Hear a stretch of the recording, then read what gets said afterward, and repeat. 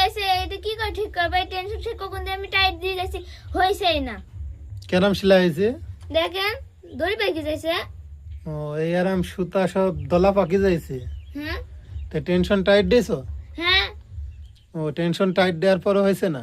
না আচ্ছা, তাহলে এগুলো এসে ক্যামেরা।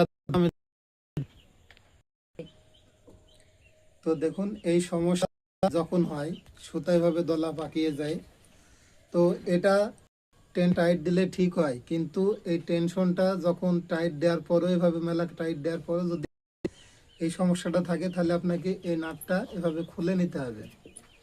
মানে টেনশন শুধু টাইট দিলে হবে না, এটাকে এভাবে খুলতে হবে।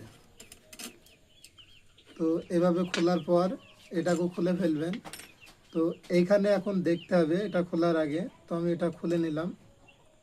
তো দেখুন, এইখানে শুধু ছিল এটা সুতা, কিন্তু তার সাথে এখানে কতটা সুতা দলা বাকি আছে। তো এই সুতা যদি এভাবে থাকে, আবার এখানে দেখুন আগে মনে হয় সুতা ছিঁড়ে গেছিল, যার কারণে এভাবে সুতা এখানে প্যাঁচ আছে। এইভাবে সুতা থাকলে কখনোই এই টেনশন যতই টাইট করেন এটা ঠিক হবে না। নেবেন, নেওয়ার পর এটা হচ্ছে এটা বাড়তি কাপড় দিয়ে এভাবে একটু পরিষ্কার করে নেবেন। এভাবে পরিষ্কার করার পর আবার এগুলা যেভাবে ছিল এইভাবে সেট করে নিতে হবে। তবে ভিডিওটি শেয়ার করে রাখতে পারেন যদি আপনাদের এগুলা সেট করা মনে না থাকে। তো এইভাবে দেখে দেখে সেট করে নেবেন পরবর্তীতে।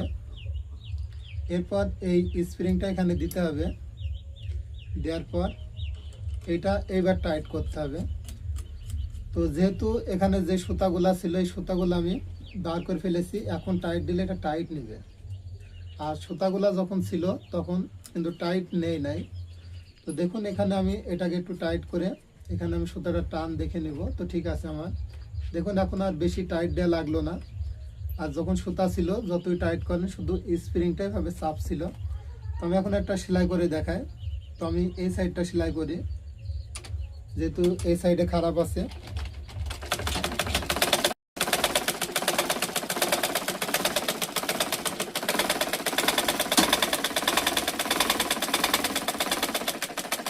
তো এখানে যেমন দলা পাকিয়ে যেতেছিল, তো এখন দেখুন এই পাশে সেলাইটা একদম ক্লিয়ার আছে।